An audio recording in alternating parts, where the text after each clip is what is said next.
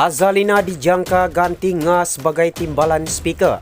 Nga berkata dia akan meneruskan tugasnya seperti biasa selagi belum ada apa-apa keputusan oleh Parlimen.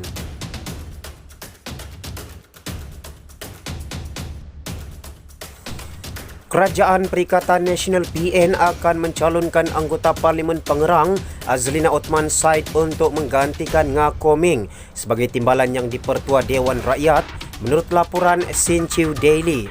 Laporan itu memetik sumber dari UMNO sebagai berkata Azalina telah dimaklumkan berkenaan perkara itu oleh Presiden UMNO Ahmad Zahid Hamidi.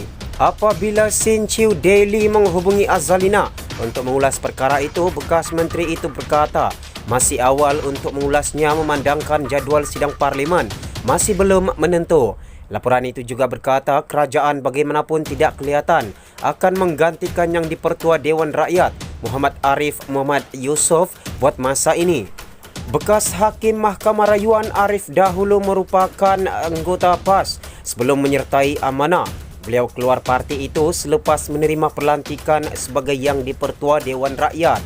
Menurut laporan itu lagi, walaupun Arif dianggap sebagai orang PH, sumber yang tidak dinamakan itu berkata kerajaan pada masa ini tidak akan menyingkirkannya.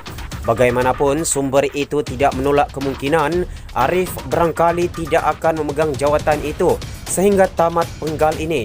Bagaimanapun, ia tidak berlaku dalam sidang seterusnya, katanya lagi.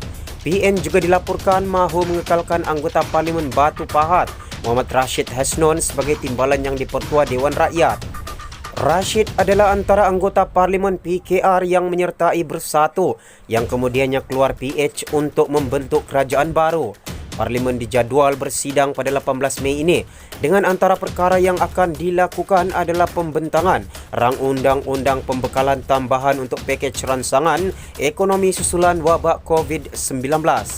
Sejak membentuk kerajaan, PN dilihat giat menggantikan lantikan politik oleh kerajaan PH.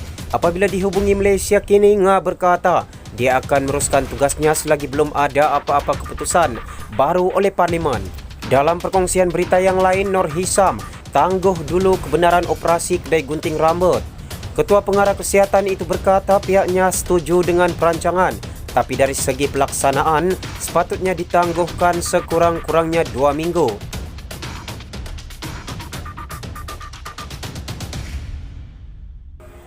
Meskipun bersetuju bahawa kerajaan perlu merancang untuk mengembalikan keadaan kepada biasa secara berperingkat, Ketua Pengarah Kesihatan Dr. Nur Hisham Abdullah menyarankan agar kebenaran untuk kedai gunting rambut beroperasi ditangguhkan terlebih dahulu. Memang kita setuju dengan perancangan, tapi dari segi pelaksanaan sepatutnya ditangguhkan sekurang-kurangnya 2 minggu. Setidak-tidaknya untuk kita lihat dalam tempoh seminggu sama ada kita dapat kawal COVID-19 dalam komuniti kota, katanya pada sidang media harian di Putrajaya hari ini. Beliau berkata Kementerian Kesihatan akan mengkaji semula data dalam seminggu dan melihat situasi semasa. Bagaimanapun, beliau mengingatkan bahawa situasi tidak akan kembali normal sepenuhnya dalam sehari dan ia memerlukan perancangan dan pelaksanaan secara berperingkat. Kita kena lihat untuk kita bermula dengan cara berperingkat-peringkat. Kita tidak boleh kembali normal terus. Contohnya, habis saja fasa 3, Perintah Kawalan Pergerakan. Kita tidak boleh terus seperti biasa. Pelaksanaan kena cara berperingkat-peringkat. Contohnya kalau sekolah, kita tak boleh beri terus buka. Mungkin cara berperingkat-peringkat dulu. Kalau tidak, mungkin semua orang akan pergi ke stesen bas dan sebagainya, katanya. Semasa sidang media itu, Nur Hisham berkata pihaknya berhasil dalam mengurangkan kes COVID-19 melalui fasa 1 dan 2 Perintah Kawalan Pergerakan. Justru katanya fasa 3 penting bagi memastikan rangkaian penularan wabak itu diputuskan, katanya.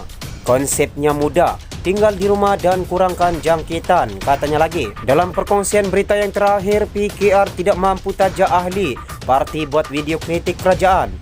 Rakyat mempunyai kebolehan berfikir sendiri secara kritis apabila melihat kelemahan PN, kata Syamsul.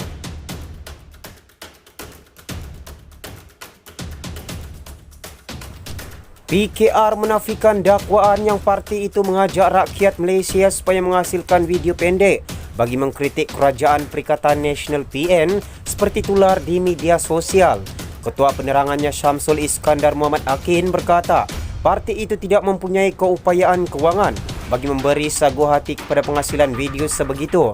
Tambahan dakwaan penyediaan dana atau habuan untuk video pendek dari rakyat itu adalah tidak benar, kerana PKR tentunya tiada keupayaan kewangan seperti itu. Rakyat mempunyai kesedaran dan kemampuan untuk berfikir secara rasional dan kritis. Apabila melihat kelemahan-kelemahan PN di dalam mengendalikan krisis yang mengancam negara dan nyawa rakyat, sudah pasti mereka akan menyuarakan kritikan. Apabila menteri-menteri PN menyuarakan sesuatu yang tidak masuk akal, seperti meminum air suam akan membantu membunuh virus, atau saranan kementerian untuk para isteri membuat suara Doraemon, atau melakukan sanitasi jalan raya dengan membazirkan peralatan perlindungan diri, atau mengajak mahasiswa bermain TikTok, atau yang terbaru tindakan UMNO menyerang Dr. Musa Nordin, katanya dalam satu kenyataan hari ini.